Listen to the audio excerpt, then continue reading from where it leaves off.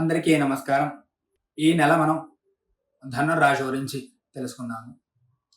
ధనుర్రాశి వాళ్ళందరికీ కూడా ఈ నెల అనుకూలిస్తుందనే చెప్పుకోవాలి. కొన్ని వాటిల్లో తప్ప. ఈ యొక్క ధనుర్రాశి వాళ్ళకి అనుకూలం బాగా ఉండేది ఏమిటి అంటే గనక ధనం బాగా అనుకూలిస్తుంది. అలాగే గురుగ్రహం బాగా అనుకూలిస్తుంది.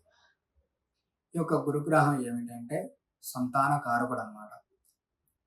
ఆ సంతాన కారకుడు ఇప్పుడు బాగున్నాడు అందరికీని. పిల్లలు లేని వారికి ఈ యొక్క నెల నుంచి సంతానం కలిగే అవకాశం అయితే ఉంటుంది. పితృ వంశానికి సంబంధించినటువంటి విషయాలన్నీ కూడా ఇప్పుడు మాట్లాడే అవకాశాలు అయితే ఉంటాయి.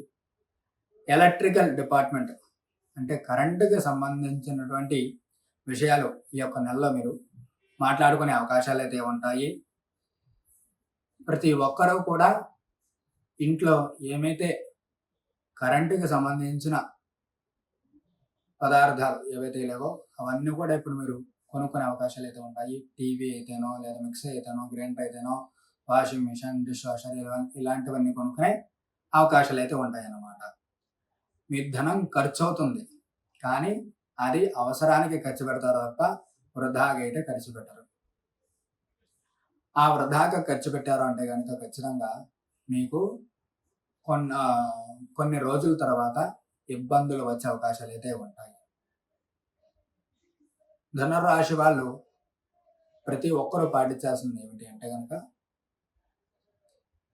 దత్తాత్రేయ అంటే దత్తాత్రేయ స్వామివారిని కానీ లేదా దక్షిణామూర్తి స్వామివారిని కానీ బాగా ఆరాధిస్తే కనుక వాళ్ళందరికీ కూడా చాలా మంచి జరిగే అవకాశాలు అయితే ఉంటాయి.